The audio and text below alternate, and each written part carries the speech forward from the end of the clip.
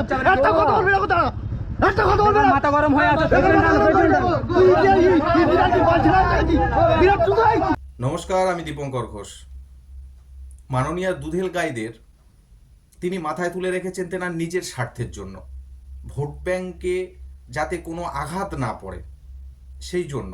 কিন্তু এই রাজ্যের মানুষের কতটা অসুবিধা হচ্ছে তারা নিজেরাই বুঝতে পারছে, যে প্রত্যেক দিন কিভাবে নানা রকম সমস্যার সম্মুখীন হতে হচ্ছে এই সব রোহিঙ্গাদের, এই সব দুধেল গায়েদের দ্বারা। কিন্তু এই রাজ্যের মানুষ কতদিন ঘুমিয়ে থাকবে আর কতদিন চুপ করে থাকবে, মুখ বন্ধ করে থাকবে, এটা তারাই বলতে পারবে।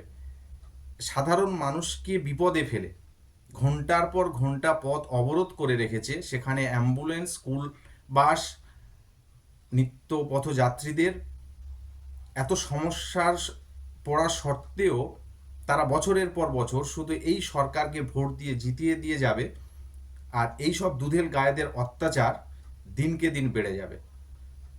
এটা যত তাড়াতাড়ি এই রাজ্যের মানুষ উপলব্ধি করতে পারবে, বুঝতে পারবে, ততই তারা শান্তিতে, নিরাপদে, নিশ্চিন্তে এই রাজ্যে বসবাস করতে পারবে। দেখুন কি অবস্থা। আরে দাদা, কলকাতায় ডাক্তার আছি, দেখো ডাক্তারে কলকাতায় যাচ্ছি আমি। আমি ডাক্তার আছি, কলকাতা হসপিটালে যাচ্ছি, তুমি দাঁড়িয়ে দেখো, চিন্তার দেখো।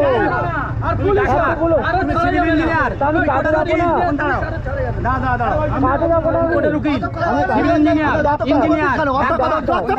একটা কথা বলবি না, দাঁড়া একটা কথা বলবি না, মাথা গরম হয়ে আছে।